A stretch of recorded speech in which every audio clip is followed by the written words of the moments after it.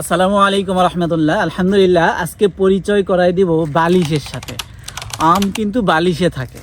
এটা আমরা এখন আছি সাপাহারের একটা প্রত্যন্ত বাগানে। আর সাপাহার মানে হচ্ছে আমার বাড়ির পাশেই সাপাহার। এখানে দেখেন, এখানে একটা আমের একটা করে লাইন বয়ে গেছে।